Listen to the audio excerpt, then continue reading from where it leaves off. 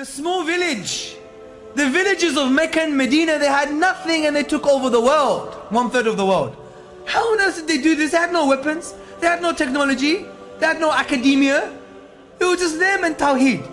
Because they knew what Tawheed meant. It was here in the heart. Because when Allah says and His messengers say, La hawla wa la quwwata illa billah, what does that mean? La hawla wa la quwwata illa billah. It's not a statement we say out of frustration when we spill tea on the floor. Many of us say that. But what does it mean, ikhwan akhawat? It means there is no true power except the power of Allah.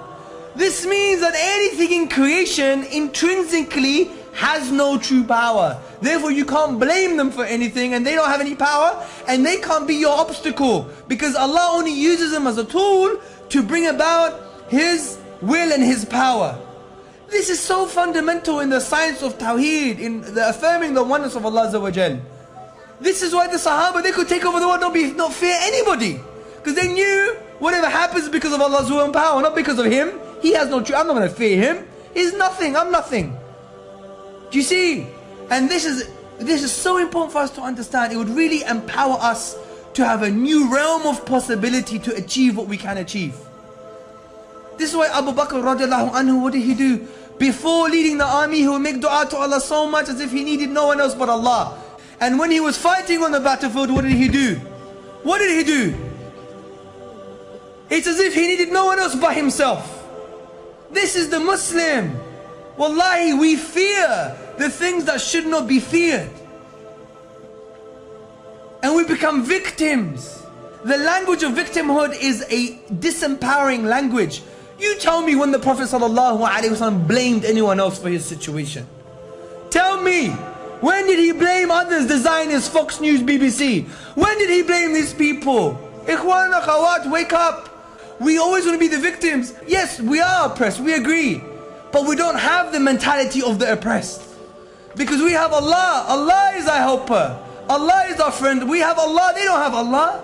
Every situation is an opportunity for reward and success. And we should never have the victimhood mentality. Once you have the victimhood mentality, what do? You give power to the oppressor. He is the only one that is able to change your situation. That is the science of victimhood. Oh, I can't change. Look at me, I'm a victim. Wallahi, the Sahaba were never like this, even when they were losing in battle sometimes. It's because they understood reality, ikhwan, akhawat.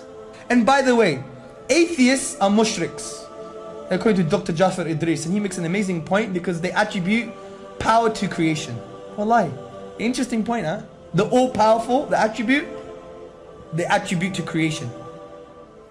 Because the naturalists, which in the classical sciences they were called the Dahriya, which now are known as communists. The Dahriya, they were naturalists thinking that the whole world is a self-contained system and it only has power. So when you fear, you're like an atheist. Wallahi, it's like you don't believe in Allah because you think that this creation has intrinsic power. This is the aqidah of a naturalist, of the Dahriya. This is the aqidah of the atheist. But we believe in Allah. So when we reaffirm this yaqeen, wallahi, it will change your life. Inshallah. And you see this in the lives of the Sahaba. 90 years after the death of Rasulullah, where were we? Who knows where Multan is? Pakistan. We're in Multan, we're in Spain. SubhanAllah, 90 years after the death of the Prophet ﷺ. And it was only then that we decided to fix the masjid, by the way. It was still dripping with water. So that tells you how important buildings are in Islam. Not very important.